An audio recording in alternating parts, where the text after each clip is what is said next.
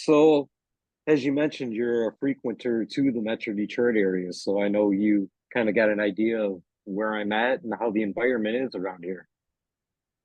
I do. I do a little bit. I can't call myself an expert on Detroit, but I've certainly had some exposure to it, which I love.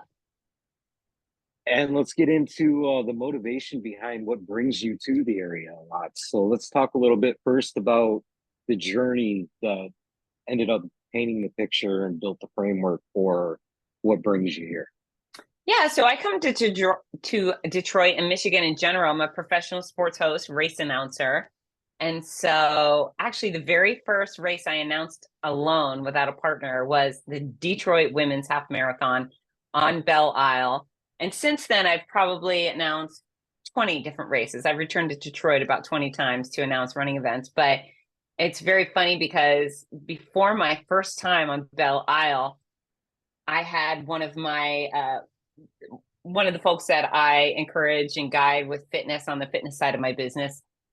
She said, I'm not sure if I'm coming. I got to see if my husband can come. He doesn't want me to go there without him. And in my mind, I thought, Belle Isle, who doesn't want to go there? I mean, it's an island. And in my mind, because I'm Floridian, islands always have steel drum bands and daiquiris. And who doesn't want to be there? And then she said, oh, no, it's very different. Although, from what I hear, Belle Isle has been rehabilitated from its darker days, I guess. And it's always been beautiful to me. But I do enjoy Detroit. And I have such a passion for my runners, my athletes in Detroit and or Michigan in general, and they seem to have an equal fondness for me. So it's I when I go to Michigan now, I feel like I'm going home. That's cool. That's one thing about Michigan is we are very embracing to the people that come and check it out. I mean, Belle Isle is a very beautiful area now that, it's been taken over by state programs and Yeah. rehabilitated. They've got that really cool aquarium set up and everything. And they've done a lot of work as far as trying to make it more approachable and get rid of that background. They've tied in what they call the Iron Trail, now the Iron Bell Trail, which goes from Belle Isle all the way up to Iron Bell, Michigan. And it really showcases a lot of the beautiful scenery that the state has to offer, which is really cool. And, you talk a lot about the work of motivating people to get on a trail or, just get out and run in general. It's that physical fitness aspect of life that most of us feel like we get so caught up in the rat race, we forget that we have time to do. So that's where I think it really ties in beautifully to the initiative to put the Iron Bell Trail together.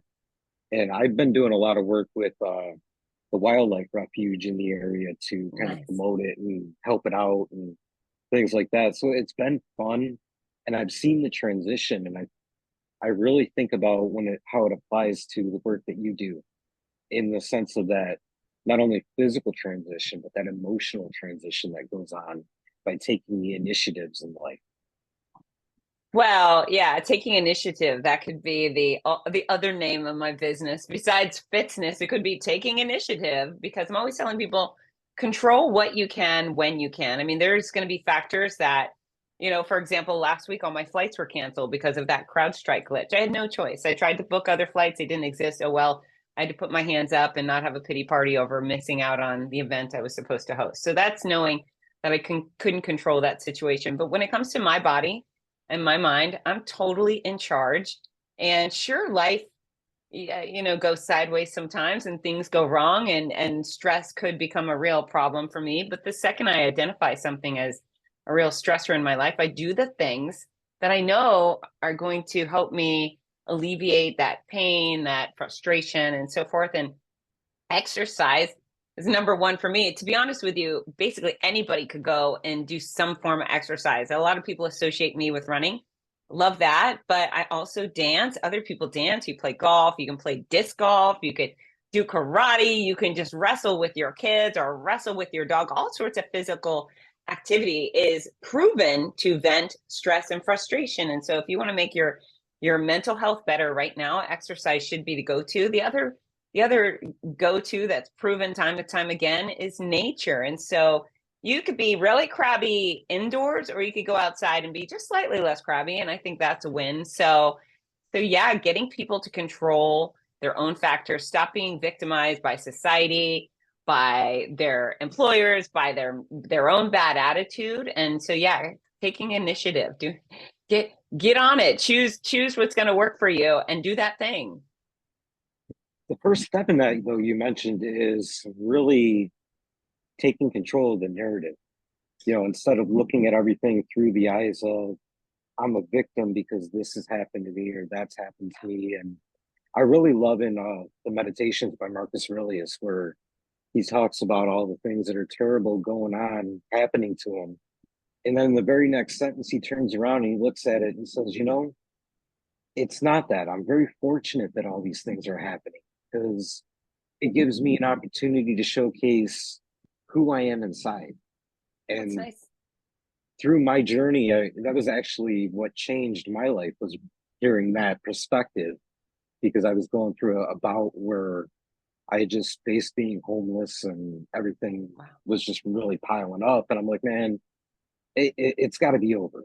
This has got to be terminal. And then I heard, that frame of mind, and I'm like, it would really give me an opportunity to showcase to my kids, most importantly, the kind of person that I am and how to overcome adversity.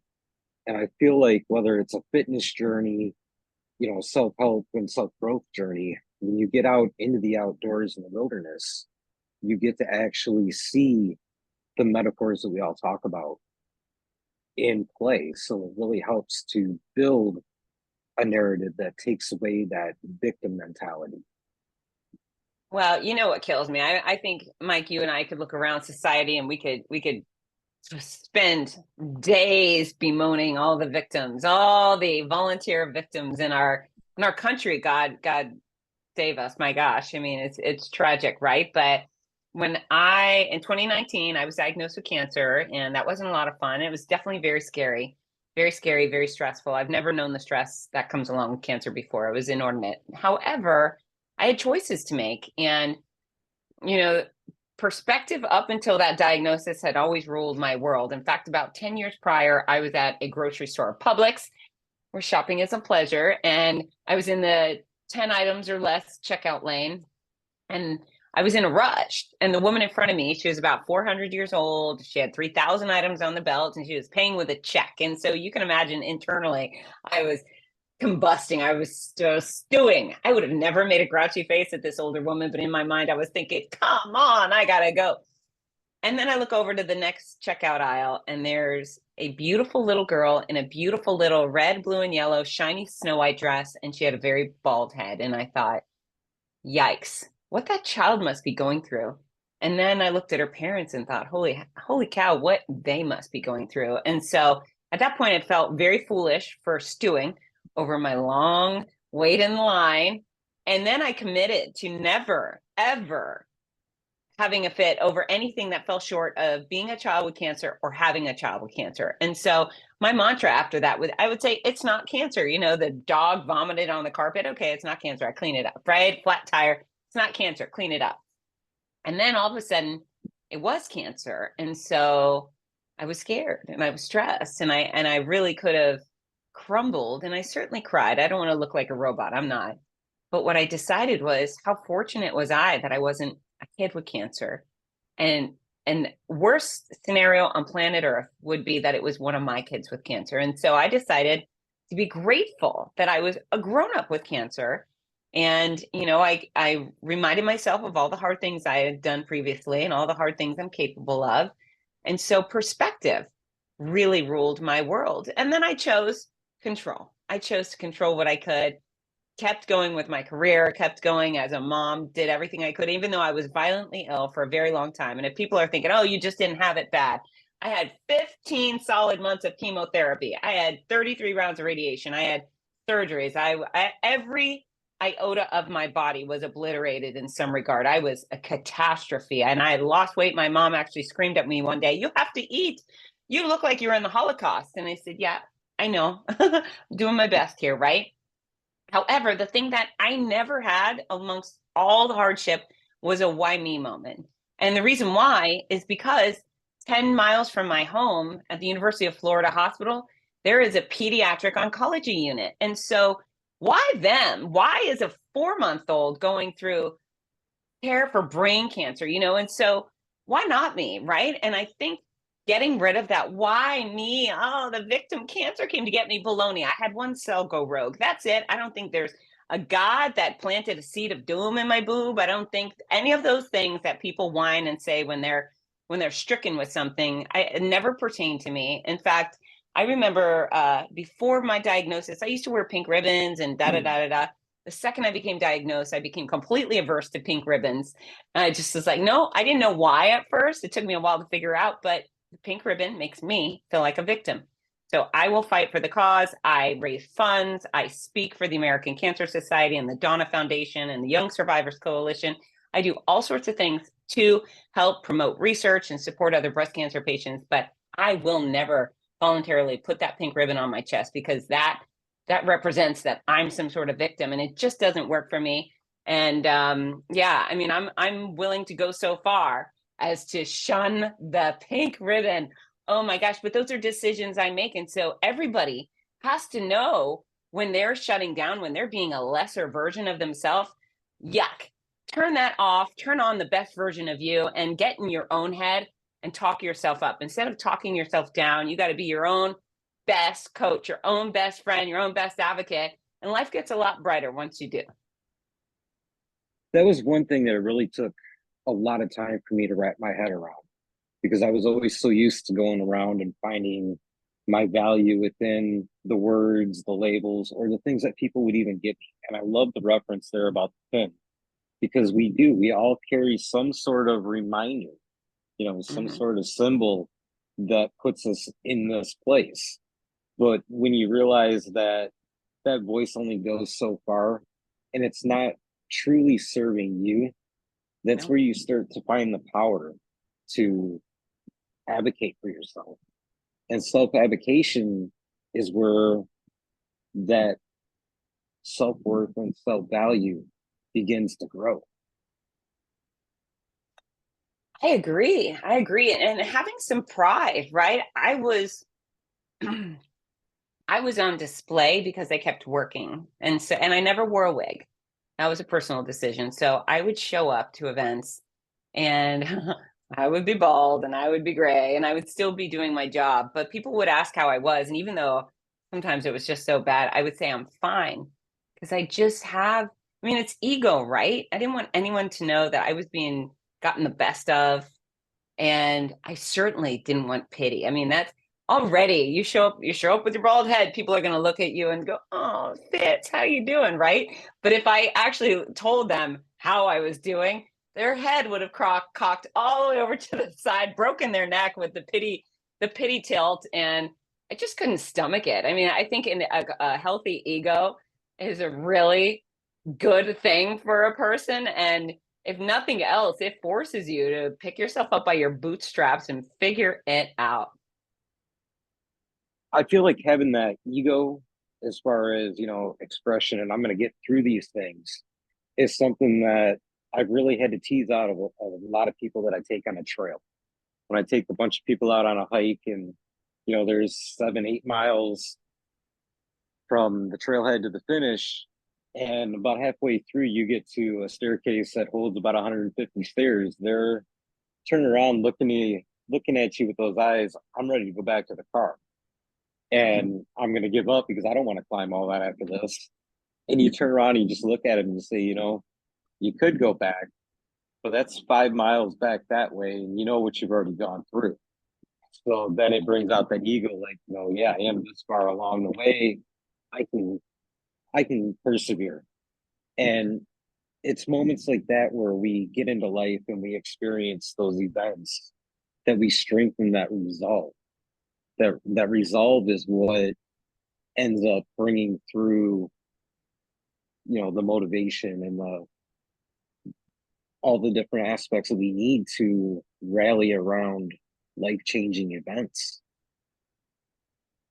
I agree wholeheartedly, and that's one of the greatest uh, promotions for sports for the military is you don't win all the time, right? Things are hard, things are challenged. People are better than you. You're going to lose, and you got to be able to lose like a champ too. And so, yeah, I think those habits, those skill sets learned in sports, in the military, are really those lifelong skills that benefit people in so many ways. I remember, I mean, there was a lot of things I failed at as a kid, beyond in sports for sure, but then beyond, I didn't get chosen for a couple of elections I ran for, and I didn't get this or that. And I remember coming home crying, and my mom would say, "It builds character," and I would say, "I'm enough of a character. I just want to be on a team, or I just want to do this thing." And thank God for all those failures, because those failures prepared me for my biggest challenge, which of course was cancer. And then once I got done with that, oh my gosh, everything on planet Earth is so easy right now. Everything. I was invited about a year later. Will you run the Boston Marathon? And at first I thought, I don't know. And then within a couple hours, I thought, well, yeah, definitely. Yes, I want to do that. I've never run a marathon before, but can't be any harder than cancer. And so as I trained, as I put in hundreds of miles in preparation, I was like, this is so much easier than chemo. Hooray. So it's all relative, right? And your failures, man, they pay off, and ideally they will lead to some major wins. It's those failures that we all seem to brush off and we hang our heads on. We take it Yeah. in the wrong context a lot of the time because the lessons are within those failures. When we come up short, it's looking back and evaluating it. And yeah, it can be difficult to sit with yourself and really explore what happened.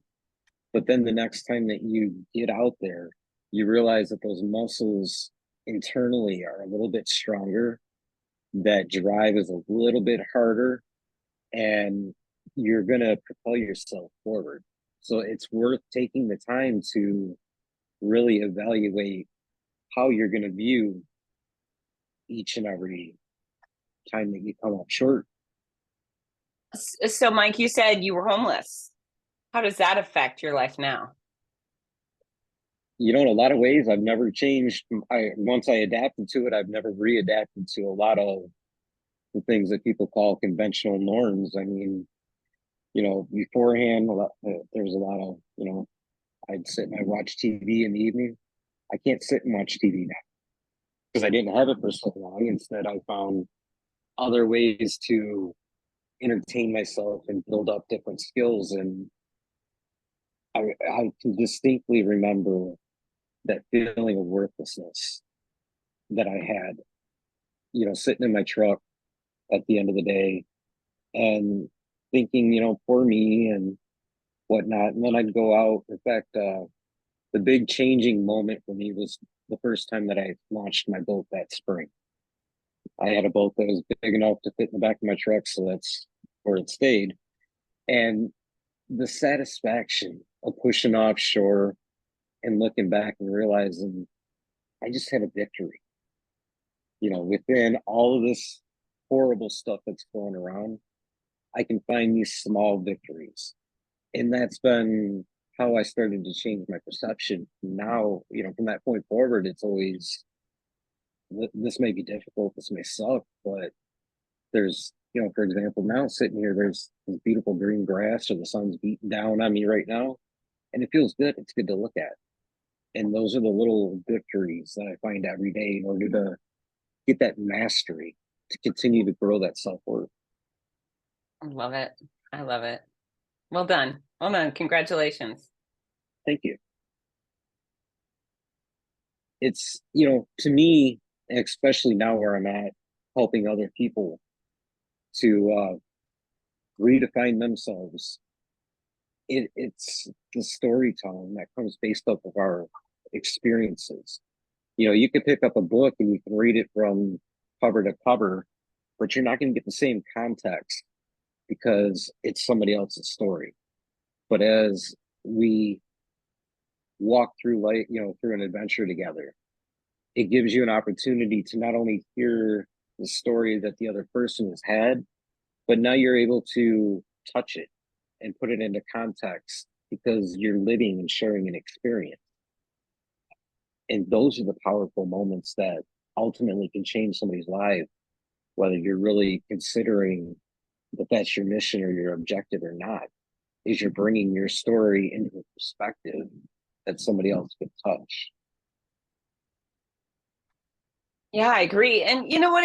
It's interesting. I listen to a lot of memoirs. I say listen. I listen, do books on streamed, right? What do I download? I download books, so I listen to books. But I love learning from other people's mistakes. You know, my goal when I open up a book or download a book is just to get one golden nugget, something that sticks with me. And it could just be a laugh or a funny story. Sometimes it's one of those little things that I go, oh, I can take that and I can make something of it. My memoir is my noisy cancer comeback, running at the mouth while running for my life. And, you know, I put in all these little things that I hope would impact people. And it's really special when people come and go, oh, my perspective. I always think of that girl in the snow white dress and I never complain about anything. I don't get upset and when I'm stuck in traffic anymore or whatever. Those are things that just, you know, you hope your book is entertaining, right? You hope people enjoy the process. It's so funny. It's yeah, they get to know me during the memoir, but the purpose really is to help them. It's not like who cares about me, right? Why am I relevant to them? But if my story can help them make their days better and prioritize health and fitness and so forth. But yeah, golden nuggets. Always on the hunt for golden nuggets. Everyone's got something to share. They just got to figure out what that is. Yeah, it was Seneca that wrote about that, how it's so important to just capture one thing every single day.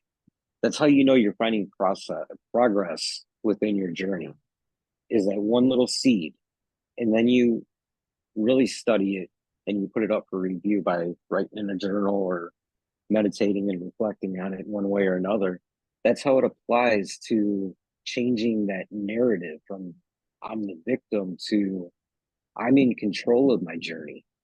And it's not fate that dictates what I do. So therefore, I'm not grasping on to anything I can find out of desperation.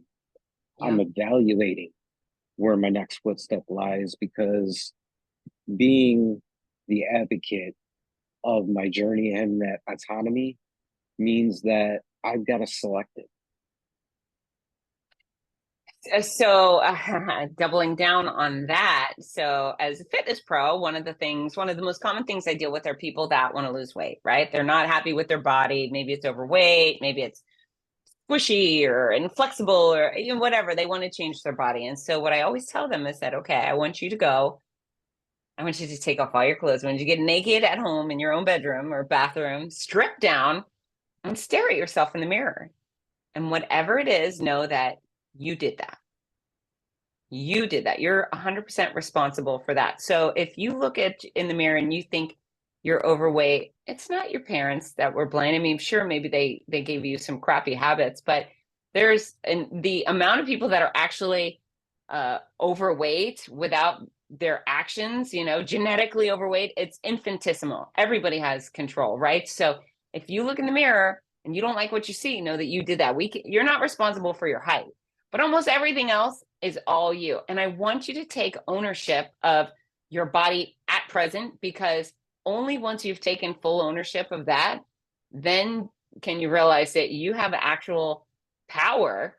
The power's within you to make it better. You can make the change. You're not saying, well, my grandma was obese, so now I'm obese. No, your grandma ate way too much of probably the wrong things, and now you're eating way too much of probably the wrong things. We're not blaming grandma. We're not blaming genetics. We're not blaming your income. There's a bunch of real trim poor people. It's you and your actions or lack of actions that are causing this. And so everybody should take, you know, it's full responsibility for almost every part of you. It's an anomaly if you didn't cause it. It's the accountability. And then it's also doing the research within to understand the effects that your decisions are going to have in the long term. Yeah. So so if you're mapping out this goal of I want to get to such and such place physically or emotionally, and you look at how each step is and the choices that you have to make, you got to take the time to understand how you're going to respond to them.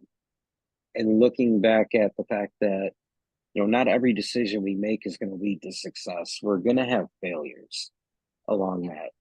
and honoring those while celebrating the things that are successful that do change the story, because then you're starting to learn how to relieve the stress that you're putting on yourself about it, and you're opening up the door to the part that of my wilderness hikes that I like to shine the light on is the adventure, the excitement Yeah. of it. And then we're kind of stuffing into the bag all the other valuable life lesson aspects. Like me handing you a hatchet and saying you can chop that tree down right there and you can build a shelter and you're going to feel really good about yourself afterward, is going to teach you that in the day-to-day life, when something comes up, you can find some kind of resource around you to do the same thing within the context of whatever you're facing and achieve that same exact feeling. And that's going to move that ball forward and forward and forward and strengthen all these things that we're talking about. Yeah, it's the baby steps. It's the little decisions yield tremendous results. And within fitness, it's funny, some people say, well, I can't run a marathon. They want to lose weight, they want to get, I can't. Okay, who cares if you can run a marathon? Nobody's asking you to run a marathon. What I'm asking you to do is aim to get 1% better tomorrow. So you're doing nothing right now. What makes you 1% better tomorrow? I don't know. If you walk your dog for 30 minutes, that's a good start.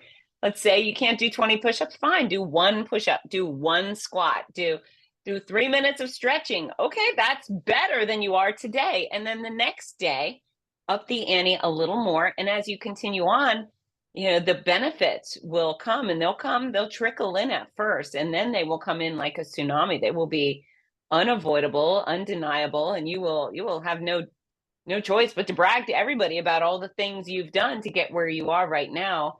um, it's not so complicated. With fitness, people say, well, I just don't know how. I think the majority of people learned how in kindergarten. We just forget how simple it is. There's a bunch of really bad people in the fitness industry who sell pills, sell powder, sell diets, sell keto and intermittent fasting, and these diet bars and these diet shakes. All of that is garbage. It's watch what you put in your mouth. We know that there are foods that help versus foods that hurt. There are foods that help are fruits, veggies, seeds, nuts, beans, lean protein sources, lean dairy, whole grains.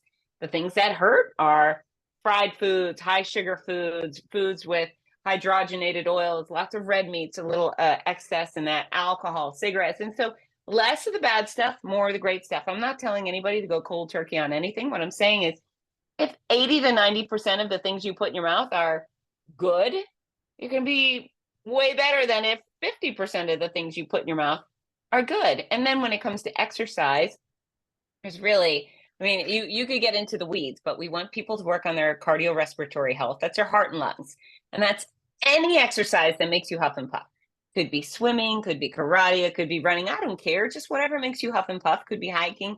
Works for me if it works for you. Strength. That's your body's ability to lift, press, push, pull against resistance.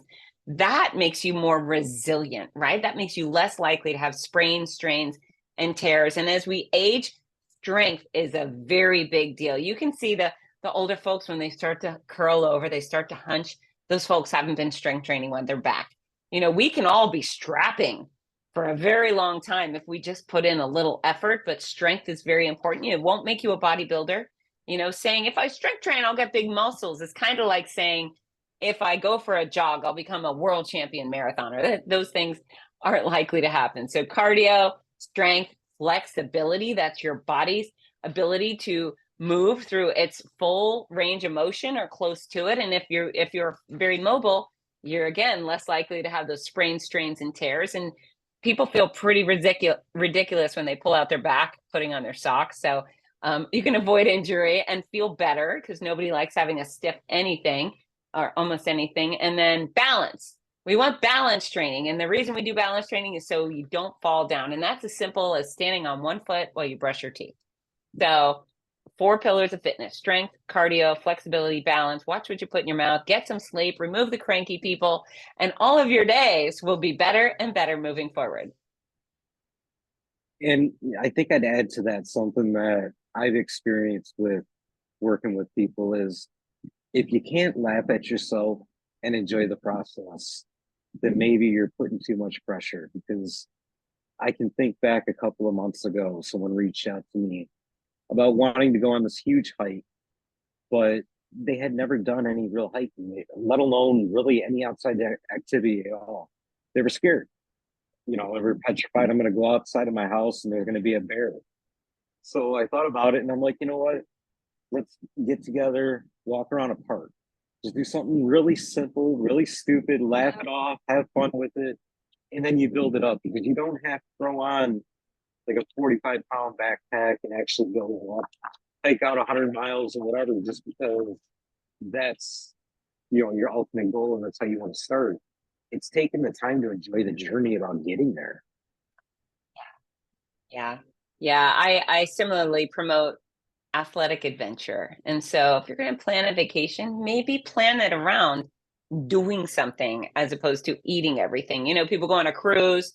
I'm in Florida. So people are like, coming to Florida. They're going to get to one of our ports and they're going to get on a ship and they're going to try to get their money's worth in food. I feel like, well, A, you're never going to really get your $3,000 worth in food, but you could enter the lip syncing competition, or you could do a limbo competition, or you could go jet skiing in the Keys, or zip lining. Those are the things that you're going to make memories over. And those are the things that are going to make you laugh, because nobody goes on the ship and eats a bowl of rice and it's like, ha ha ha, this is the best time I've ever had. And nobody, reflects 3 years later on the rice they had at dinner. So athletic adventure or active adventure, just go out and do things that stimulate your mind, get your body moving, get you out in fresh air, something that's new and unusual. And if you're bad at it, great. That means you're stepping outside of your box. I love doing things I am bad at. It's one of my favorites. And if I fail, okay, it gives me another incentive to try again. It's getting outside of your box, though, that becomes the hang Yeah. up so many times because we get focused on the fact that we have to have control over every step. And if we don't know what's coming, we can't control it. And I think some of the greatest advice that I ever got was about that idea was the fact that when it comes to the unknown, you don't have to know what the outcome is.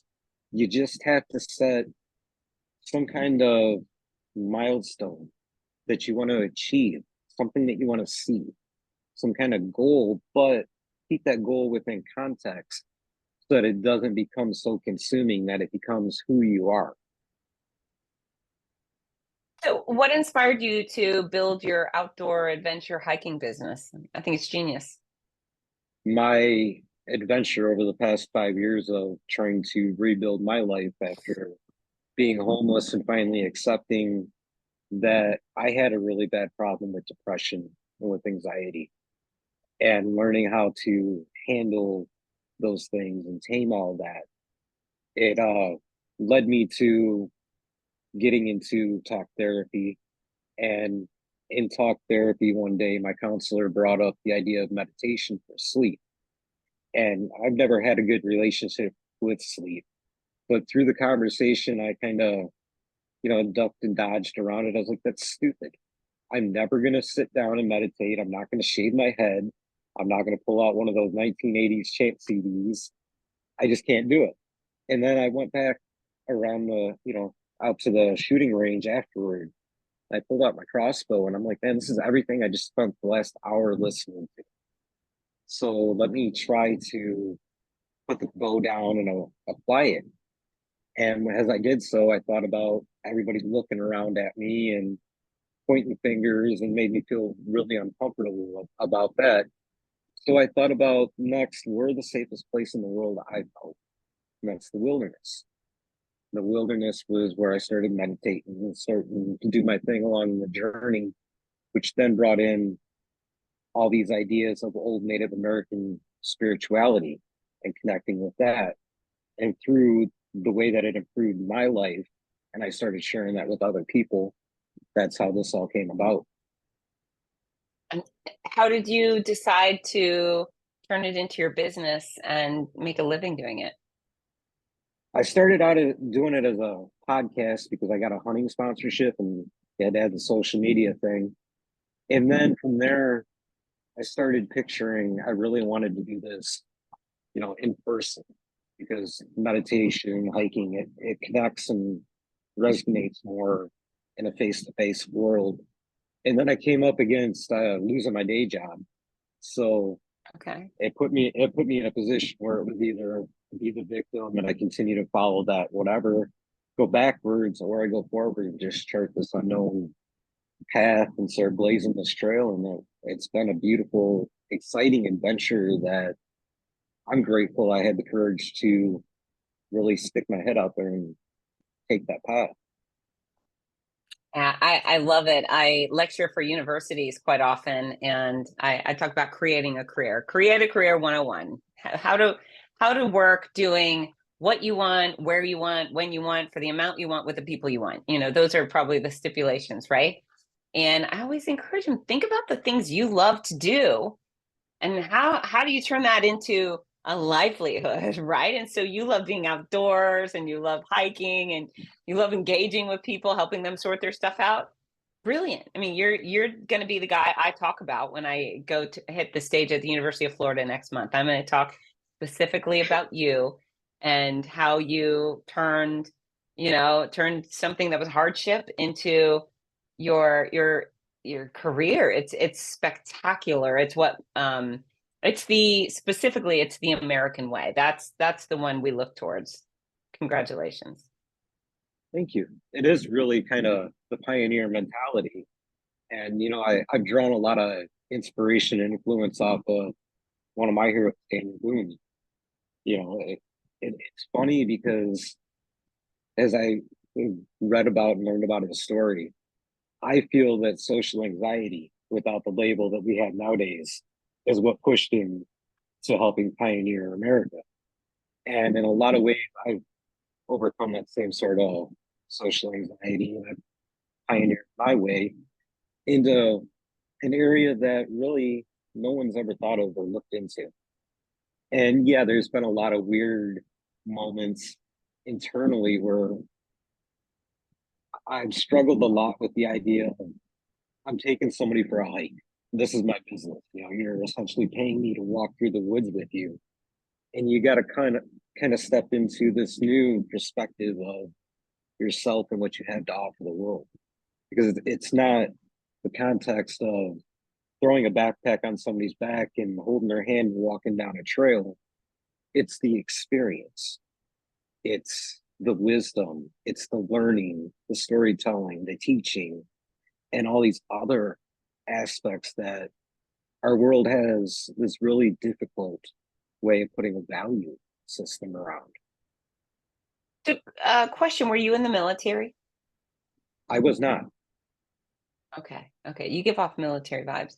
I could see this being a really cool career choice for other people. I could see you kind of franchising your business, teaching other people how to do this, how to monetize it, providing them with marketing materials and guidance. I think it's a real winner. And I could certainly see some of our veterans coming home and doing that with all of the skills they learn in the military. If you I can't tell, I'm a big fan of the military, but it's a brilliant concept, and you might be able to do even more with it, expand your impact. Well, as far as I see it, the future is kind of limit. There's no umbrella Yeah. because there's nothing to put it up against.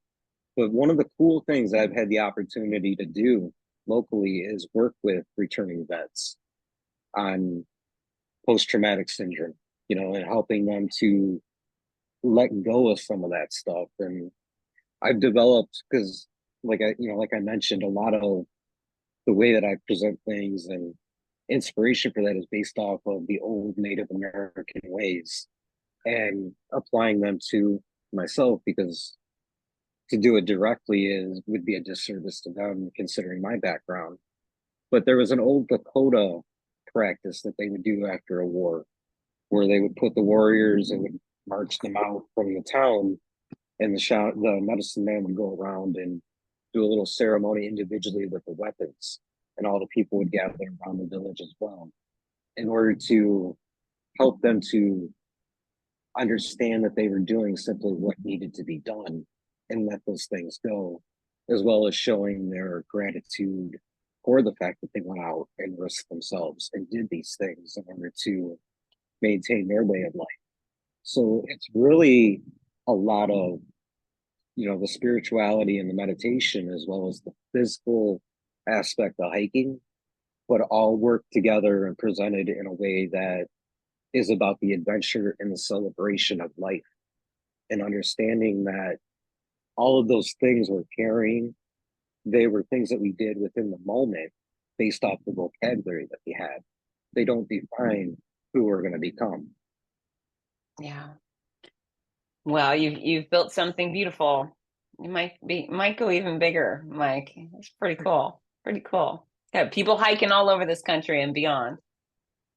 Well, I appreciate it. Before I let you go, as our time starts to run down, though, you got to let people know a little bit about your work, how they can get in touch with you, and all that good stuff. Yeah, so I'm available at fitzness.com. If anybody has any questions, wants to learn more, or learn about themselves, Fitzness, that's FITZNESS .com is jam-packed with all sorts of free content, the exact loss, free workout videos, free recipes, free articles, all the things to help people live better and longer, to really enhance their own personal health. If anyone is part of an organization or an association that hires speakers, I'd love to come. I'd love to come to you, take the stage, and poke everybody in the chest and fill your brains with all sorts of quality content to help you live better and longer.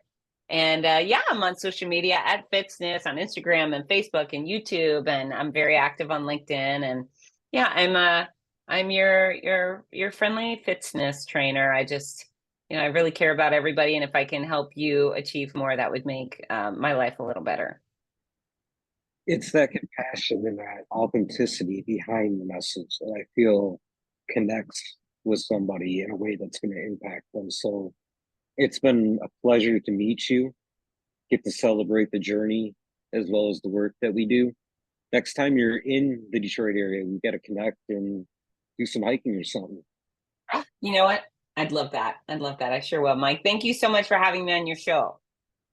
Absolutely. Thank you.